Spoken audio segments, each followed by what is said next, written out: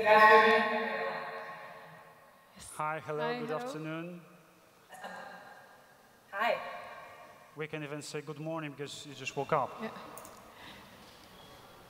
Yes, I just rolled out of bed, ready to go. Okay, so we are looking for your presentation. The virtual stage is yours. Excellent.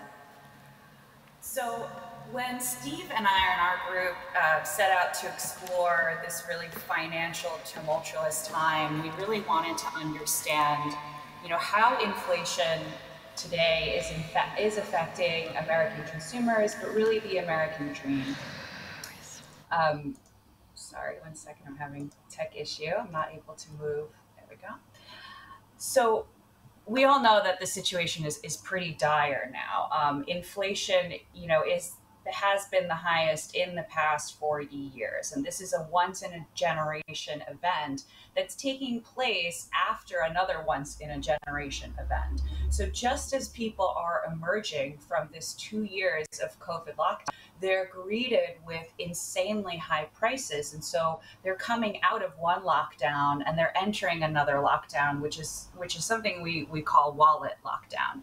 So they're moving from a physical restriction to yet another financial restriction. So kind of this idea where people really want to sort of free themselves and, go back to the way that things used to be, to travel, to dine out. They're really not able to experience that freedom as they were hoping to.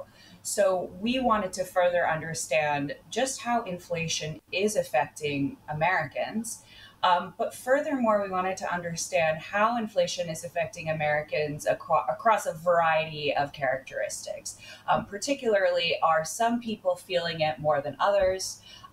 Is the American dream even achievable now? And particularly, how can brands make people feel more hopeful today and more in control with their financial lives? So our study was, in terms of the methodologies, we spoke to around 1,000 people.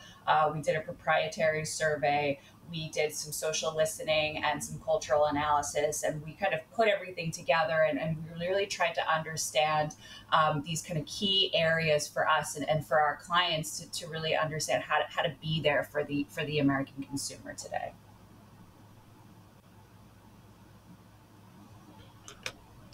So we knew that there were going to be predictable behaviors on the part of consumers that the economic conditions would predict. But what we were less sure about was the psychology of coming out of that COVID lockdown, going into these inflationary circumstances in the economy. And so the survey that we designed was really there to probe on some of the attitudes around inflation and to see how that might affect the behavior that we were seeing consumers take around inflation. And then again, of course, what brands might be able to do in those circumstances. So go ahead, Maxine. And what we found was, as I'm addressing a room full of marketers, no one will be surprised to hear that all consumers are not the same. And we saw 3 very different types of reactions to this inflation economy.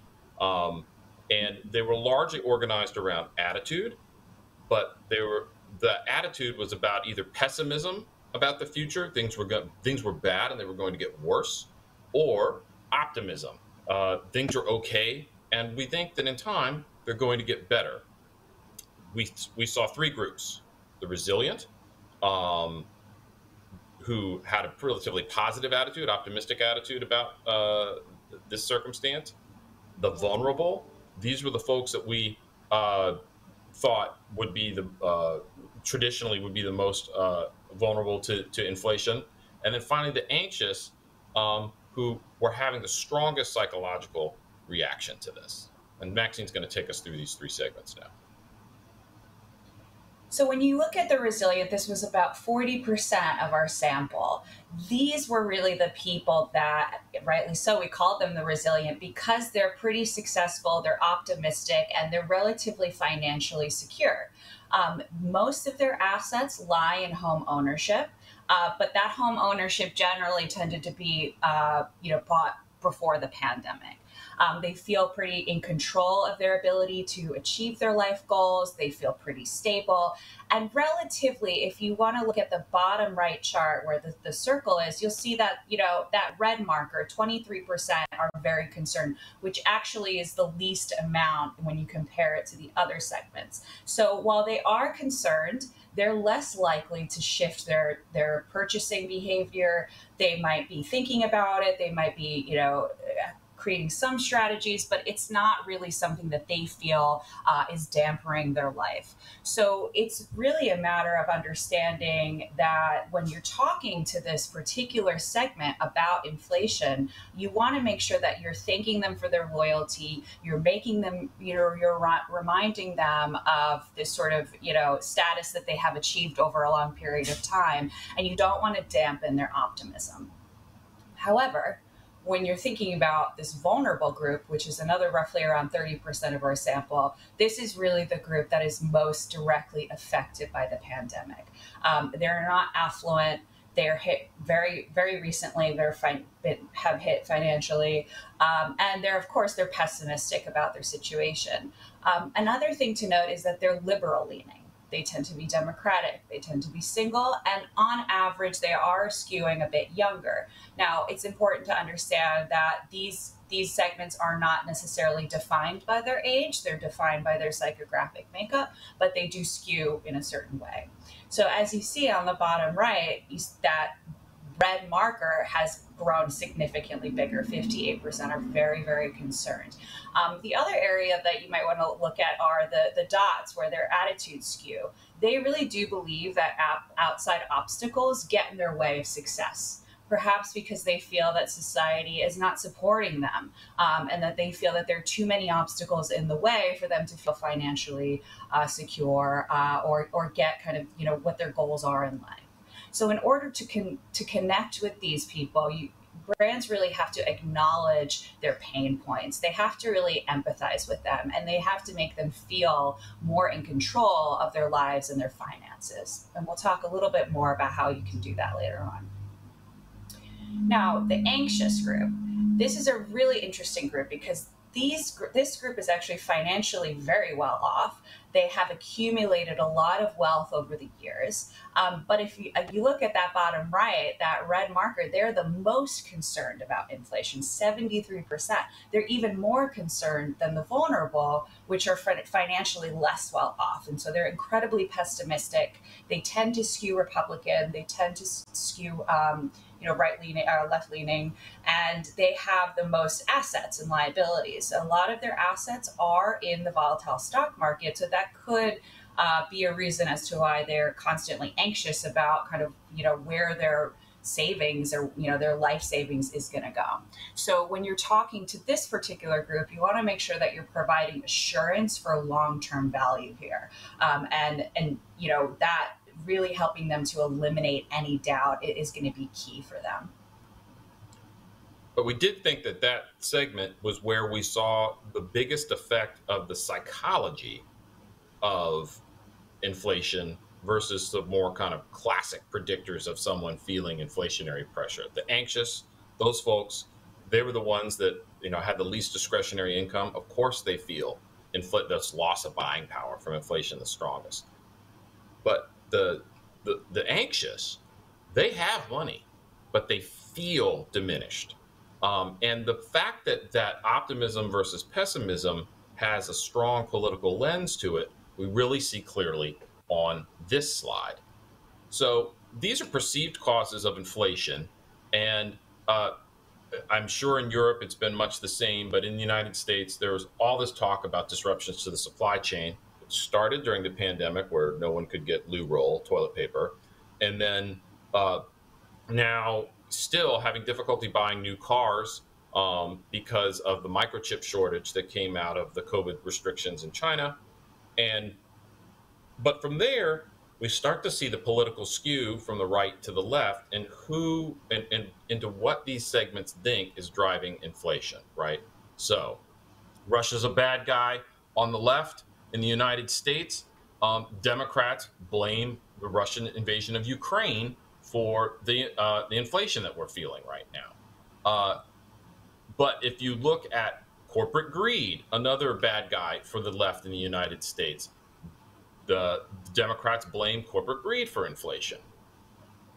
But over on the right, Republicans blame government spending.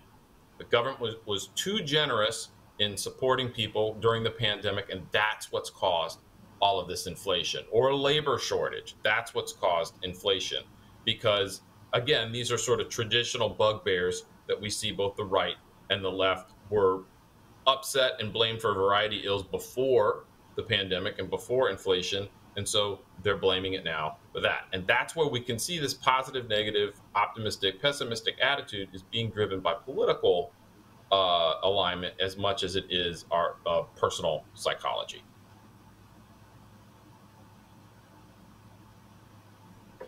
Now, when we think about how inflation has affected spending, you cannot understand what that looks like unless you go back to how COVID spending was and how COVID changed people's budgets and the way that where they're putting, their time and their money. So this was reported change in spending during the pandemic. What you see here is the biggest net change, of course, dining out. We were under lockdown, entertainment inside the home, outside the home, lifestyle expenses. And then also, as you go down, groceries and utilities as well. Now, when we compared this to and asked, okay, well, where have you changed recently? You'll notice that actually they're cutting back on the same places. They're cutting back on where they were traditionally in COVID, and that spending change has cemented during the inflation period, even though you're seeing higher price increase across transportation, groceries, things that they really don't have control over in their lives. Steve, if you want to elaborate a little more here.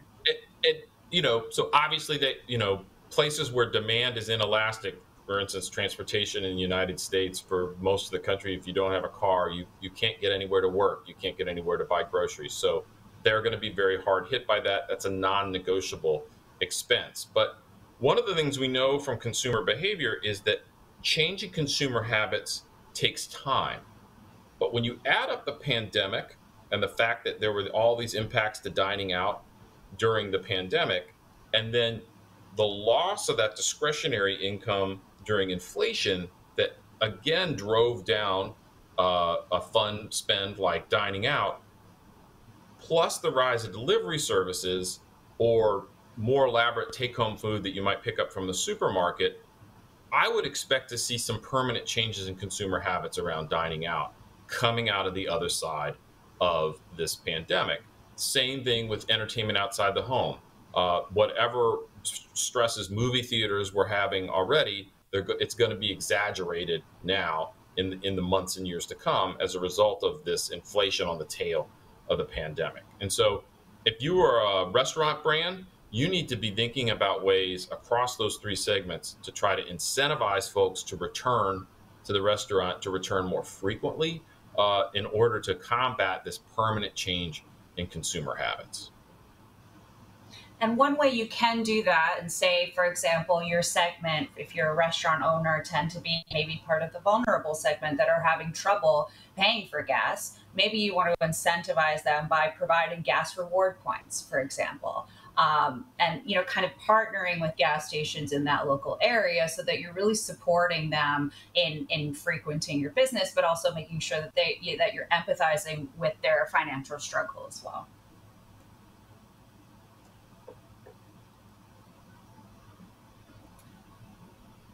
So we're not necessarily, as we talked about, they're not all making the same sacrifices. Right. As you see, generally they are. But where you want to kind of look specifically focus on is the vulnerable, so that dark blue color. If you look, they're actually cutting back the least on things like going out to the movies, concerts, travel. They are cutting back as they were in COVID, but this is a younger group. This is a group that really values experience. They missed out on this. They're willing to perhaps dip into their savings if they have it, or live paycheck per paycheck in order to go and experience these out-of-home activities. However, if you look at the anxious, you'll see that they're most cutting back on movies and concerts, on dining out, on things that they feel that are frivolous at this time and that they really don't feel is necessary to be spending on. And I would point out that this is one of those places where you can see a permanent change in behavior. If I'm a member of the anxious and I invest in a home gym, I buy a Peloton bike or I buy weights from a home, I convert my garage into a gym, for instance, I'm never going to go back to the gym once I make that investment. And so making sure to engage these segments where their anxieties are before these sort of permanent behavior changes happen is really critical. And it's different by segment, as this chart shows. Yes, and one more point that I do want to make is that what they all tend to agree on is that they're generally not going to cut back on their cell phone bills, because most people now at this point consider their mobile as their gateway to life. And that was obviously very much cemented during COVID, and that's just not, even within group, they tend to have the most access through their mobile phone. That is not a place that they are able to really, shift their budget on. So how is this affecting the status of the American dream? Understanding how inflation is kind of impacting people's pursuit of the American dream was really important to us, because even before COVID, even before inflation, there started kind of a reframe of what the traditional sort of American dream status looked like. And now that has really catapulted in really different, you sort of have two Americas and you have two definitions of that American dream. So the heartbeat of that American dream, it still beats, but not for everybody. One of the important parts to understand about how the American dream is defined is that it is historically defined by how much you can pass on to the next generation. It is defined by home ownership. It is defined by college-educated children, by a safety net in terms of retirement and economic security that were generally provided by your parents. That is just no longer the case. Today's economy, security is really defined by the assets that you've already possessed versus what you can make, that being self-made. And of course, the self-made story and narrative is very important in America, but people really don't feel as connected to it or that it is even possible anymore. So we asked our respondents, financially, do you feel that you are better compared to your parents, better off? And the circle in the center is the general population. But what you'll notice is actually, of course, the vulnerable segment, 45% agreed that they were actually worse off than their parents. However, the resilient felt that they were better off than their parents, rightly so, because they have the more assets. And there's this tweet that we noticed, it really kind of sums it up, and I'm just going to read it quickly. And it talks about how, my parents bought 5 acres of land on my dad's wages as he was a welder. Could an hourly welder buy a house and support his family today? Absolutely not. It wouldn't be impossible to support 4 boys on that wage. And that's really the rub, isn't it? That is really the point here. Another way to look at it is that back in 1940, 92% agreed that they were better off than their parents. Today, it's only 1/3 of overall Americans. And that significantly has changed over time, but even more so in the last year or so. On the right, at the same time we were doing this research, there was a couple of interesting trending topics that we couldn't not connect to this idea. And one of them was Kim Kardashian talking about how you have to get your ass up and work. And people were incredibly angry about this. They felt that, if they were born rich too, they would feel self-made. This idea of nepotism was really kind of trending across social media conversations. And it's important to understand because finally people are really questioning where financial stability comes from. And at the same time, they're also romanticizing a mundane life. They're going back to simple pleasures. Again, something started in COVID, has been cemented in inflation. They're really kind of rethinking what they value, getting less external reinforcement to feel happy, and really going back into the home and taking more time to cook a meal, for example, appreciating their simple mac and cheese recipe, and really de-glamorizing a hustle life, something that has been really positioned in American culture to work hard, play hard, make as much money as possible, and really in favor of a simpler life. And it might be a coping mechanism to deal with a wallet lockdown, but it is still reframing that American dream. Now, with that, insecurity and uncertainty span wealth brackets. Now, it's important to understand that just because you're financially insecure or you make, low income earnings, that is also doesn't exclude you from feeling the financial pain. 200 people in America, 1/3 of Americans making $250,000 annually have reported living paycheck by paycheck. That is a pretty incredible statistic.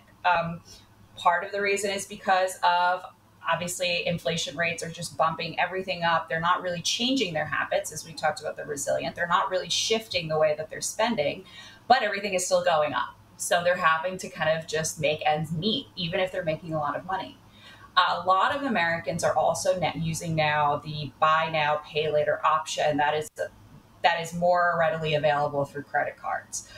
There is a projected growth of 59 billion users, and that's up from 1.6 million a few years ago. Generally, they're spending it on things like electronics, more luxury goods. However, you'll notice that they are also spending it on groceries and household essentials. And that's where it becomes very concerning, because they are likely making too much money for government subsidies or for government support, but they're still not able to make ends meet. And they're still buying groceries on loan, essentially. So a couple of, brands that are kind of meeting people in, financially insecure moments, one of which is public.com. It is an investment app that really demystifies investment for those that can't afford a stockbroker or traditional brokers. And it really kind of educates anyone that is interested in kind of smartly, moving their money and really starting to build that financial security. We have play to earn models with Axie Infinity, where they're actually offering, if you're playing the game, you can actually collect real money. You're offered cryptocurrencies that you can actually trade and use as currency through the metaverse, which has become really popular.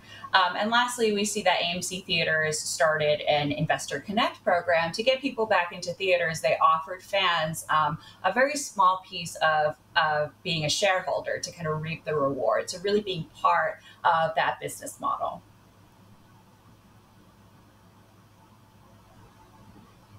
So when we looked at some of the roles that brands could play in terms of responding to this inflation, we came up with, we looked across a number of different categories and a number of different statements and tried to see how the three segments played out across that.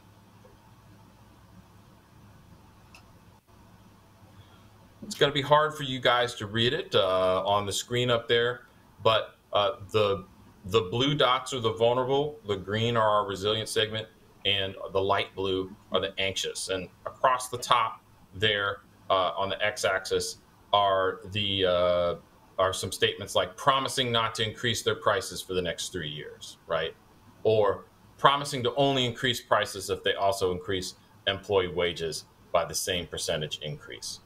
And what we've seen is with this politically driven pessimism or optimism, we're also seeing a general failure of trust in institutions in the United States, where we're expecting, consumers are expecting brands to step into the gap to provide the sort of stability or services that we would typically expect a government institution to provide. So what in 1970s in the United States would have been handled by price controls during the Nixon administration, here we see that the vulnerable are extremely interested in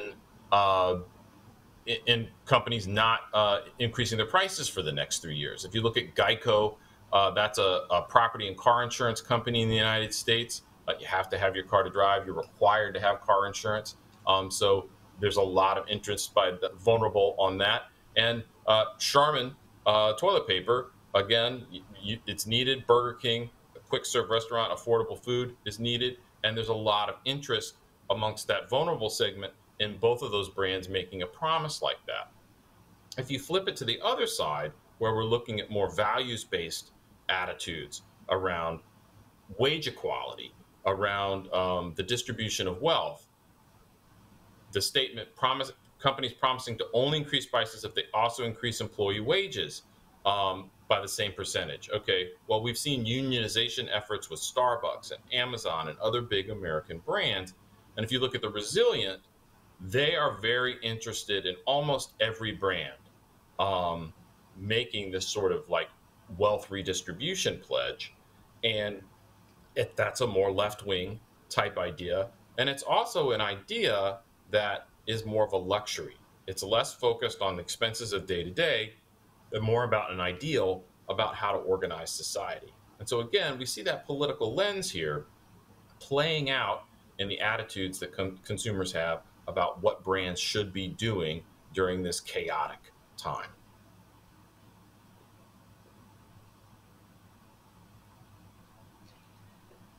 Americans are quite stressed. We have a very long list of worries. A lot of them are very polarizing issues, and inflation just made it a longer list of worries. So on average, what you see here plotted on this graph may be a little bit hard to see for you, but these are actually all the issues that are concerns in America.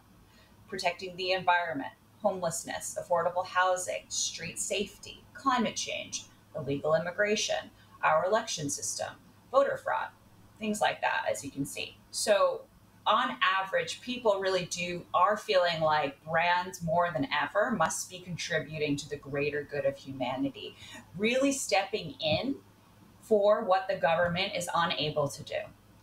And that is pretty much seen across all segments. However, there are some differences. And in terms of the resilient, they're generally insulated in their bubble. They have fewer concerns overall.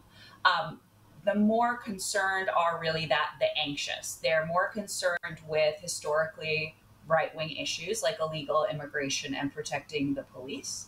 And the vulnerable are generally more concerned with rising the minimum wage, as Steve just talked about, and that consistent kind of really with left-wing political party affiliations. Now, when you're thinking about how they're spending on, our brand supporting causes, they're not, they're cutting back, of course, on charitable donations, especially the vulnerable, because they just simply can't afford it. However, they are still expecting that the brands that they support financially are contributing to the causes that they care about.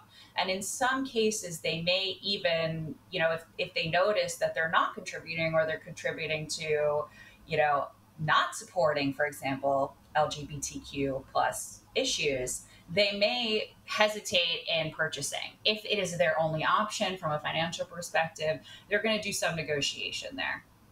So it's important to understand sort of that altruistic concern is very cemented, is very much a part of the American spending habits, even in inflation.